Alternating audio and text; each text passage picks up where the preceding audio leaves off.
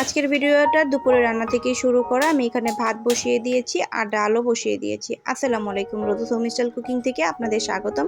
কেমন আছেন আমার আপুর আর ভাইয়ারা? আশা করি আল্লাহর রহমতে ভালো আছেন, আমিও সুস্থ আছি। আমি বিক্রমপুর থেকে বলছি। তো এখানে আমি কোমর কেটে নিয়েছি আর একটা ইলিশ মাছ ভিজিয়ে রেখেছিলাম, এটাকে আমি এখন আঁশটা ছিলে নেব।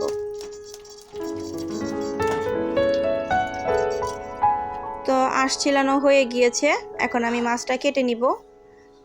আমার ভিডিওগুলো ভালো লাগলে অবশ্যই লাইক কমেন্ট সাবস্ক্রাইব করে আমার চ্যানেলের পাশে থাকবেন আর ফুল ভিডিওটা অবশ্যই দেখবেন।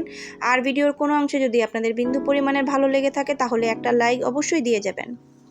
আপনাদের একটা লাইকে আমাদের ভিডিওগুলো আরও 5 জনের কাছে যেতে সাহায্য করে। আমি জানি না কেন আমার আপুরা আমার ভিডিওগুলো টেনে টেনে দেখে। তো যাই হোক, আমি এখানে মাছটা কেটে নিচ্ছিলাম, আমার প্রয়োজন মতো আমি কেটে নিচ্ছিলাম। আমি মাছ কাটায় তেমন পারদর্শী না, আমার একটা মাছ কাটতে প্রায় 15 মিনিট সময় লেগে গিয়েছে। আর নতুন যারা আছেন চ্যানেলটাকে অবশ্যই সাবস্ক্রাইব করে দিবেন।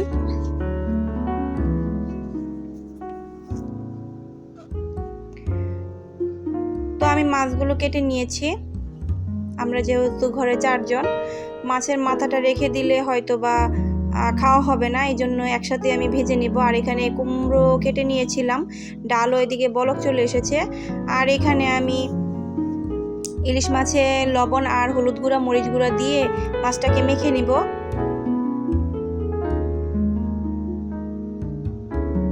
আর এখানে 2টা টমেটো কেটে নিয়েছি, আমি ডালের মধ্যে দিয়ে দিলাম। আজকে একদম শর্টকাট খাবার। আর আপনাদের ভাইয়ার নাকি কোমর ভাজা খুবই ভালো লেগেছিল, তাই আজকেও কোমর ভাজা করা, তার জন্য এই কোমর ভাজা করা।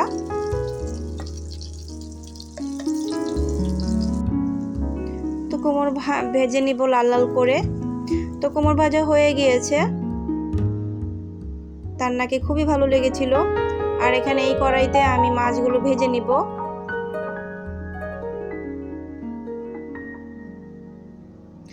আমি আগেও বলেছি আমার আপুরা ভাইয়ারা, আপনাদের আমি রান্না শেখাতে আসিনি, আপনারা আমার থেকে অনেক ভালো রান্না করতে পারেন। তো মাছগুলো শেষ ভাজা হওয়ার পরে তারপরে আর ভিডিও করতে পারিনি খাবারের। এরপর আপনাদের ভাইয়া বাইরে গিয়েছিল, মেয়েদের জন্য তরমুজ এনেছে, তো সেটাও আপনাদের সাথে শেয়ার করে ফেললাম। আপনাদের সাথে সব কিছু শেয়ার করতে ভালো লাগে, তাই শেয়ার করি। তো আমার ছোটো মেয়েটার তরমুজ খেতে খুবই পছন্দ করে, আমরা অফ সিজনেও ওর জন্য তরমুজ খুঁজি প্রায় সময়। আর এই ভিডিওটা হচ্ছে বিকেলবেলা, আমি এখানে আটা দিয়ে কাই খুলে নিচ্ছিলাম। তো বিকেলে নাস্তার জন্য আগে আমি আটাটার কাইটা খুলে রেখেছিলাম। তারপরে টুকিটাকি কাজ, এখানে মুরগির বুকের অংশ আর হচ্ছে পেঁয়াজ মরিচ, আর এখানে আমি একটা গাজর গ্রেট করে নিচ্ছিলাম, আর এখানে গোলমরিচ আমি পিষে নিচ্ছিলাম। তো এখানে পেঁয়াজের মধ্যে আমি লবণ দিয়ে পেঁয়াজগুলো মথে নিচ্ছিলাম, কারণ পেঁয়াজগুলো নরম করতে হবে। আর মুরগির বুকের অংশ মাংসগুলো আমি ব্লান্ডার করে নিয়েছিলাম। যেহেতু সব প্রসেসিং দেখাতে গেলে ভিডিওটা অনেকটাই বড় হয়ে যাবে, এই জন্য আমি সবগুলো ভিডিও করতে পারিনি। তো মোমো তো সবাই বানাতে পারে, আমরা যেহেতু গ্রামের মেয়ে এবং গ্রামের বউ, আমরা কিভাবে বানিয়েছি সেটাও আপনাদের সাথে শেয়ার করে ফেললাম। তো সব কিছু একসাথে মেখে এখানে আমি সয়া সস দিয়ে দিলাম। আর এখানে আমি কিছু রসুন কুচি করে নিয়েছি, এখন তেলের মধ্যে বাদামি কালার করে ভেজে নিব। বাদামি কালার হয়ে গেলে এখানে আমি মাংসের মধ্যে তেল আর রসুনগুলো দিয়ে দিব। তারপরে আবার আমি এগুলোকে মেখে নিব।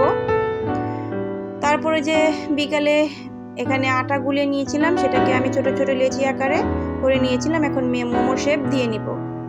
এক হাতে যেহেতু ভিডিও করছিলাম, তো মোমোর শেপটা করা দেখাতে পারিনি। তো এখানে আমি পুরগুলো দিয়ে আমি মোমোগুলোকে বানিয়ে নিব। তো আমি যেভাবে বানাতে পারি সেভাবেই আপনাদের সাথে শেয়ার করা। তারপরে আমার রাইস কুকারটা নষ্ট হয়ে গিয়েছিল, তো এখানে আমি চুলা স্টিমে বসিয়ে দিয়েছিলাম। আজকের নাস্তায় বিকেলে ছিল মোমো। তো আমি মোমোগুলো স্টিমের জন্য আমি দিয়ে দিচ্ছি। আমি আপনাদের সাথে সবকিছুই শেয়ার করি, আমি ঘরে যখন যাই বানাই আপনাদের সাথে শেয়ার করি, আমার ভালো লাগে আপনাদের সাথে শেয়ার করতে। মোমোগুলো কেমন হয়েছে অবশ্যই জানাবেন।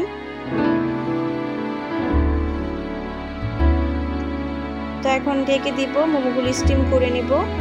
তো প্রায় 15-20 মিনিটের পরে আমি এখন মোমোগুলো উঠিয়ে নিব। কাঁটা চামচ দিয়ে এখন আমি মোমোগুলোকে উঠিয়ে নিচ্ছি।